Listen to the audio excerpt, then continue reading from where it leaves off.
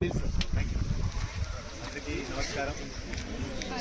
First of all, I am thanking Honorable MLA పట్టు మోదీ గారికి వాళ్ళ ప్రజ్ఞం, వాళ్ళ మోటివేషన్, పబ్లిక్ ప్రైవేట్ పార్ట్నర్షిప్ ద్వారా ఈరోజు అదనంగా మీకోసం ఫెసిలిటీస్ క్రియేట్ చేయడం జరుగుతున్నాయి.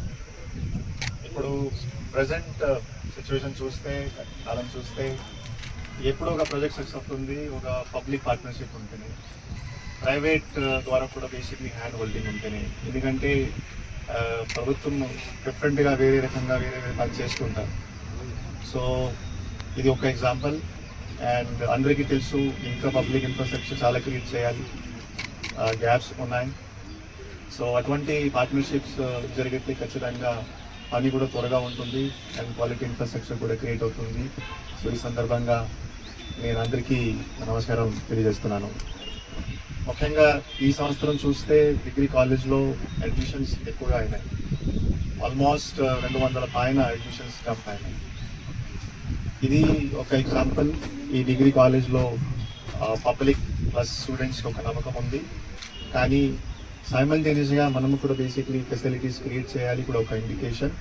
సో ఖచ్చితంగా ప్రిన్సిపల్ గారి ద్వారా as well as entire team ద్వారా ఎప్పుడెప్పుడు ఫాలోఅప్ చేయడం జరుగుతుంది.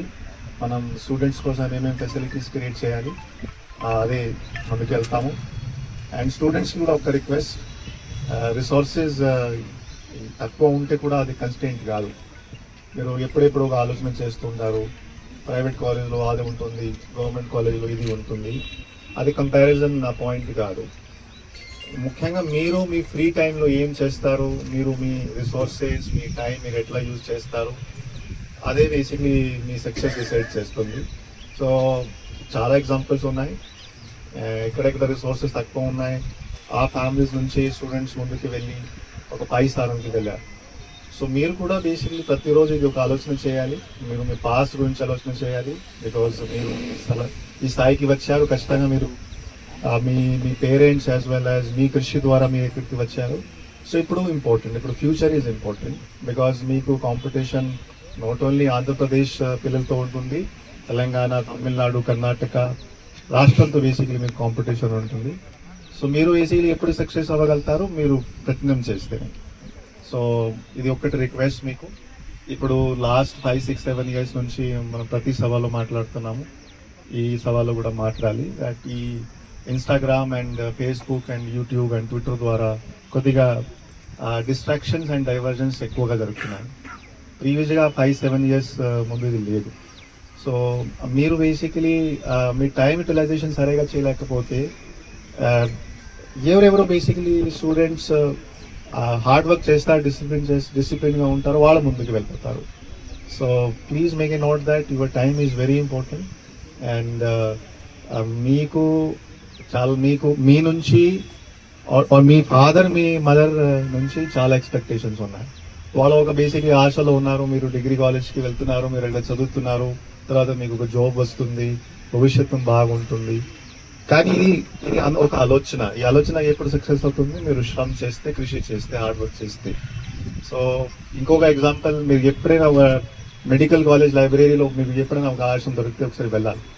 మెడికల్ కాలేజ్ లైబ్రరీలో పిల్లలు ఎట్లా చదువుతారు, మార్నింగ్ 9 o'clock వస్తారు, 9 నుంచి 1 o'clock 4 గంటల 5 గంటలు ఒక చైర్లో కూర్చొని చదువుతారు. 1 to 2 లంచ్ బ్రేక్ తీసుకుంటారు, మళ్ళీ 2 నుంచి 6 వరకు నాన్ స్టాప్ చదువుతారు. మీకు అటువంటి కెపాసిటీ ఉందా? కనీసం ఒక 2 గంటలు కూర్చోడానికి, చదవడానికి 3 గంటల మీరు అటువంటి కెపాసిటీ డెవలప్ చేయలేకపోతే మీకు సక్సెస్ రాదు. సో దయచేసి రిసోర్సెస్ తక్కువ ఉంటే కూడా ప్రాబ్లం లేదు, but you utilise your time and make your father and mother proud.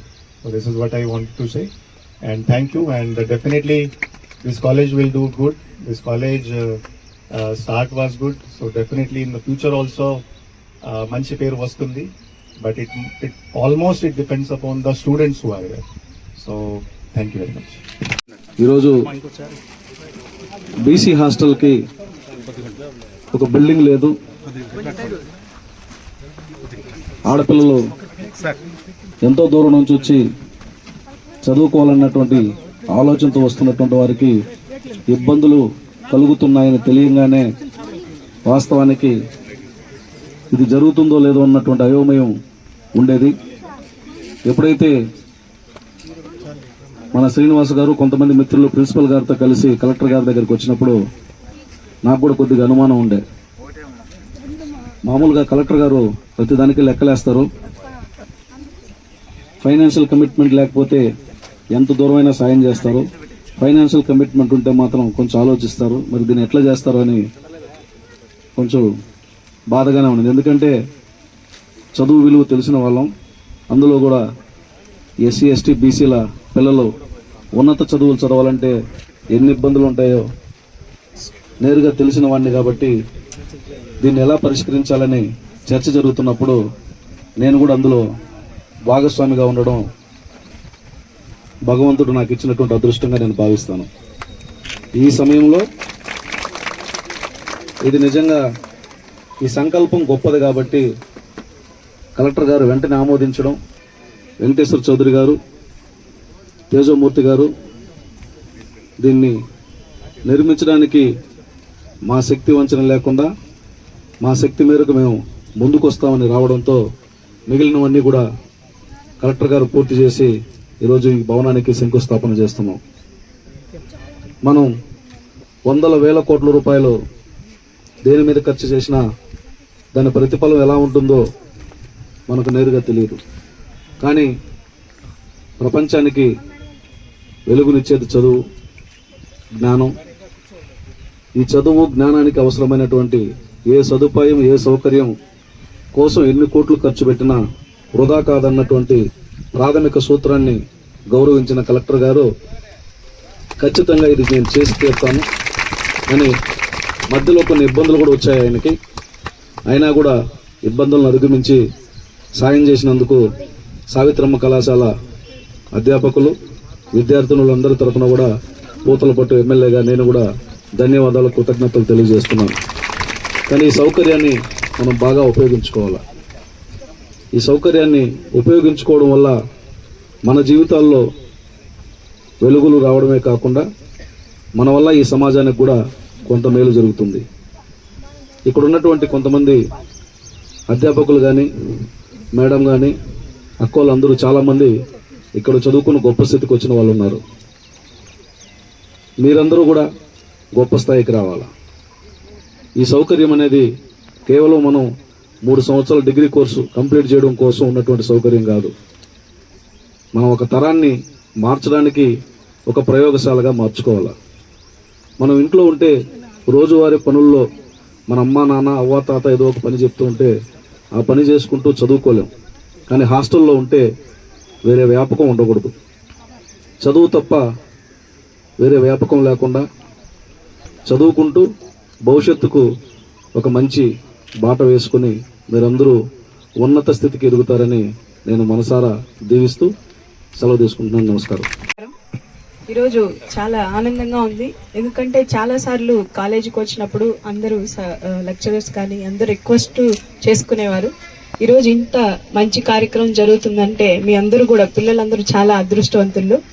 ముఖ్యంగా మన చౌదరి సార్ గురించి నేను కొత్తగా చెప్పాల్సిన పని లేదు. ఈ స్థలం ఇవ్వడమే కాకుండా ఇప్పటికి కూడా ఇంకా వాళ్ళ అయిన వంతు సహాయం అందిస్తూ అందరినీ కూడా తమ సొంత పిల్లలుగా భావిస్తూ ఇంత ముందుకు వచ్చి రావడం, అలాగే మన విజయం కళాశాల వాళ్ళు సార్ గారికి మేడం గారికి, అలాగే ముఖ్యంగా కూడా ఇవి ఎంతమంది ఉన్నా దాన్ని ముందుండి నడిపించే మన కలెక్టర్ సార్ గారికి అందరికీ కూడా ధన్యవాదాలు తెలియజేస్తున్నాను. ఇలాంటి మంచి కార్యక్రమాల్లో అందరూ భాగస్వాములు అయితే బాగుంటుందని కోరుకుంటూ, పిల్లలందరూ కూడా ఇంత మంచి అవకాశాలు మీకు వస్తున్నాయి కాబట్టి చదువుని ఎప్పుడు కూడా మీ లైఫ్ మార్చేది చదువు ఒక్కటే. కాబట్టి సావిత్రమ్మ కాలేజ్ పేరు నిలబెట్టడంలో కూడా మీరందరూ కూడా ఫస్ట్ ఉండాలని కూడా కోరుకుంటూ ఈ అవకాశం ఇచ్చిన పెద్దలందరికీ ధన్యవాదాలు తెలియజేస్తాను.